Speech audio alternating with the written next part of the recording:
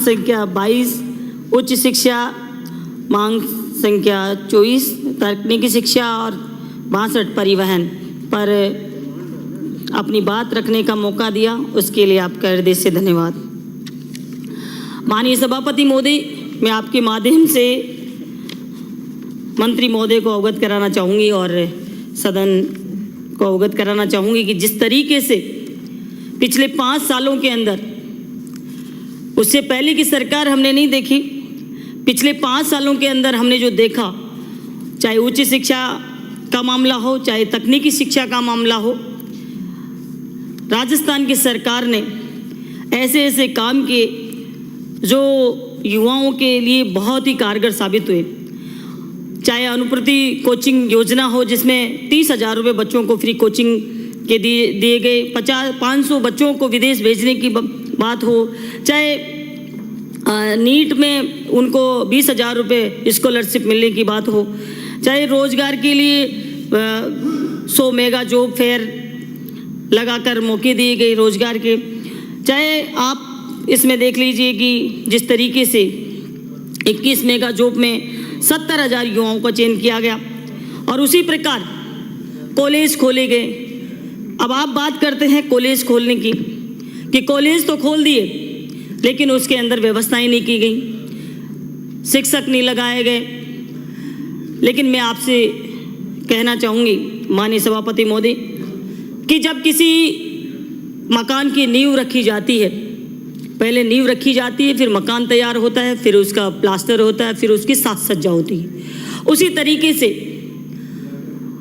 जैसा कि मेरी विधानसभा के अंदर की बात करूं, मेरी विधानसभा के अंदर जनरल कॉलेज दिया बोली के अंदर, ITI कॉलेज बोली के अंदर दिया, महिला कॉलेज मित्रपुरा में दिया और आंतरिक क्षेत्र बहुत पिछड़ा हुआ क्षेत्र है, वहाँ महिला कॉलेज दिया।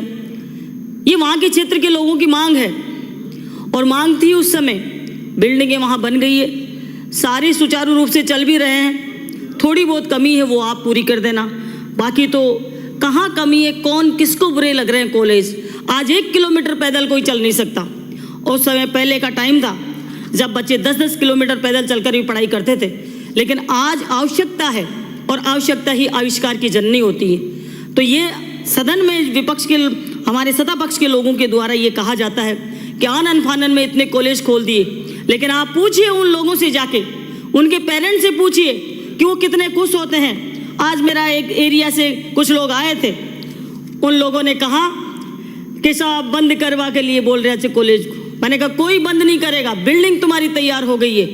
लेकिन इस तरह की भ्रांति जो राजस्थान के अंदर लोगों के अंदर सुनाई देती है, सरकार की तरफ से स्टेटमेंट आते हैं, दोबारा से उसका सर्वे कराने की बात करते हैं या फिर और कोई बात करते हैं, बंद करने की बात करते हैं, तो स्टूडेंट उसे चिंतित होते हैं। तो मैं अनुरोध करना चाहूँगी माननीय मंत्री महोदय से, हमारे उप मुख्यमंत्री जी विराजमान हैं, उच्च शिक्षा मंत्री जी का चार्ज इनके पास ही है, तो मैं अनुरोध करना चाहूँगी सभापति महोदय कि इस तरह की बातें नहीं आए, ताकि बच्चे गुमराह नहीं हो और बच्चे अपना जो पढ़ाई का जो कार्य है उसमें करें। माननीय सभापति महोदय जी, देश और प्रदेश में संविधान निर्माताओं द्वारा आरक्षण व्यवस्था लागू कर सभी को समान रूप से आगे बढ़ने का रास्ता दिया गया। इस आरक्षण व्यवस्था को लागू करने के लिए रोस्टर प्रणाली लागू की गई, जिसमें कई वर्गों को आरक्षण का लाभ मिला और आरक्षण सही तरीके से मिलता रहे। लेकिन आज दिनांक तक बहुत सारे विश्वविद्यालय ऐसे हैं जिनमें रोस्टर रजिस्टर संधारण नहीं हो पाया। और आपको याद है, आप सब लोगों के यहाँ पर भी जो सत्ता पक्ष के सदस्य बैठे हुए हैं, उन लोगों को भी याद दिलाना चाहूँगी कि जब सरकार कांग्रेस की थी और मैं विधायक थी, उस समय भी मैंने रोस्टर का मुद्दा उठाया, SC/ST के बालकों का मुद्दा उठाया और हर समय उनके लिए तैयार रही। हमारी सरकार के सामने भी कुछ कहना पड़ा तो मैंने कहा, ऐसा नहीं किया कि हमारी सरकार है और हमें कुछ मुद्दों पर दबना चाहिए। भर्तियाँ किस आधार पर निकाली जा रही है ये कोई पता नहीं है। सभापति महोदय, मनमर्जी से भर्तियाँ निकाली जा रही है, उनका परिणाम है प्रदेश में सबसे बड़े विश्वविद्यालय राजस्थान विश्वविद्यालय में 30 के लगभग विभाग, जिनमें से मात्र 5 विभाग में ही विभागाध्यक्ष आरक्षित वर्ग के हैं। क्या ये हमारी भागीदारी है, हिस्सेदारी है? SC/ST के वर्गों के लिए ये सही है? मान्यवर हाल ही में यूजीसी ने फिर से 31 जुलाई तक रोस्टर रजिस्टर बनाकर ऑनलाइन करने में सरकार से मैं मांग करती हूं कि 31 जुलाई तक कर दे। विशेष आदेश द्वारा तय सीमा में आपको बनाने के लिए आदेश जारी करें, जिससे सभी आरक्षित वर्ग लोगों को लाभ हो सके। मान्यवर, पिछले सहायक भर्ती में 2021 में रोस्टर के अभाव के अंदर आरक्षित वर्ग के पदों को कम निकाला गया, जिससे आम छात्रों को नुकसान हुआ। ये आप सबको पता है। सभापति महोदय, हमारी सरकार ने बजट घोषणा 2023-24 में उच्च शिक्षा में पीएचडी कर रहे हजारों छात्रों को जिनको कोई फेलोशिप नहीं मिल रही, उनके लिए research fellowship scheme for PhD students चालू की थी, जिसके लिए आवेदन मांग लिए। फिर आचार संहिता लग गई, जिससे बच्चों को इनका लाभ नहीं मिल पाया। लेकिन शिक्षा विरोधी सरकार ने आज तक किसी भी विद्यार्थी को फेलोशिप नहीं दी। मैं आपके माध्यम से सरकार से फिर अनुरोध करना चाहूँगी कि शीघ्र ही फेलोशिप जारी कर हजारों ग्रामीण पृष्ठभूमि के छात्र छात्राओं को राहत प्रदान करने का कार्य करें। माननीय सभापति महोदय, हमारी सरकार ने पिछले 5 वर्षों में लगभग 310 महाविद्यालय खोले। महाविद्यालय जिनमें शिक्षा व्यवस्था के लिए विद्या संबल योजना चलाई गई, जिसमें नियुक्ति 1 वर्ष के लिए एपीआई स्कॉलर के आधार पर शुरू की गई, जिसमें 1500 के लगभग नीट, जेआरएफ, पीएचडी डिग्रीधारी बेरोजगारों को रोजगार मिला। इन योग्यधारी युवाओं को सरकार हर महीने 6 आवेदन मांग रही है, जो कि गलत है, क्योंकि प्रदेश में नई नीति लागू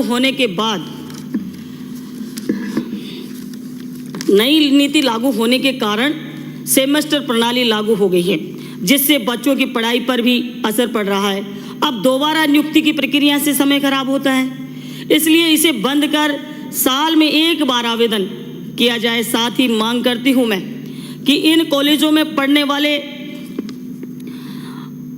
अतिथि सहायक आचार्य को अनुभव प्रमाण पत्र भी दिया जाए, जो उनके भविष्य में काम आ सके।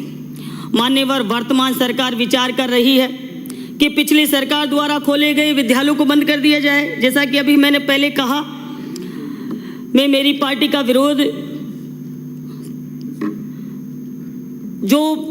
का विरोध करते हैं, उनसे भी मैं यही कहना चाहूँगी कि अगर उनकी बंद करने की मंशा है तो उनको बंद कर दिया जाए। अगर नहीं करने की मंशा है तो इस तरीके की बातें नहीं फैलाई जाए। हमारी सरकार की जो मंशा थी वो थी दूर दराज गाँव ढाणी में पढ़ने वाले बच्चों को शिक्षा उपलब्ध कराने की, लेकिन आज स्थिति यह है कि गरीब किसान के बच्चे सभी जगह शिक्षा उन कॉलेजों के अंदर ग्रहण कर रहे हैं, उनको इससे काफ़ी लाभ मिल रहा है। ये भी मैंने पहले भी बताया आपको। प्रदेश में विश्वविद्यालयों में संबंधित पार्क प्रदेश में विश्वविद्यालयों में संविधान पार्क बनाए जा रहे हैं। पहले जो हमने स्कीम लागू की थी, जिसमें युवा संविधान को जाने और अपने अधिकारों के प्रति जागरूक हो, लेकिन भाजपा की मंशा संविधान विरोधी है, आप सबको पता है। आप देखो कि राजस्थान विश्वविद्यालय में, जोधपुर विश्वविद्यालय में संविधान पार्क में संविधान को ही बदलकर अपनी मनमर्जी से क्या लिख दिया, जिससे उद्घाटन माननीय राज्यपाल और शिक्षा मंत्री जी कर रहे हैं। उसके लिए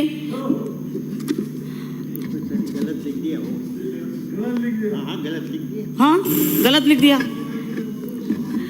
मैं धन्यवाद देती हूँ देश की जनता को। आपने गलत लिख दिया। मैं धन्यवाद देती हूँ देश की जनता को, जिन्होंने समाप्त करें, जिन्होंने 400 पार के नारे को मिट्टी में मिला दिया।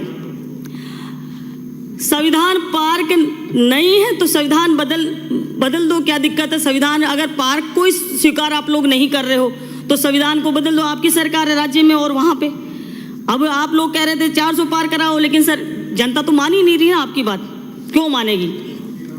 तो मैं सभापति महोदय मेरे खुद के क्षेत्र की थोड़ी सी मांग कर लेती हूँ। विधानसभा क्षेत्र में परिवहन की बात करूँ मैं तो परिवहन के क्षेत्र में हमारे यहाँ काफ़ी सारी बसें जो बोली से जयपुर आती थी, पीपलवाड़ा से जयपुर आती थी और आंधी क्षेत्र जो पिछड़ा हुआ क्षेत्र है वहाँ से और जयपुर आती थी, मित्रप्राय एरिया से भी आती थी, लेकिन सारी की सारी बसें आज की तारीख में बंद है।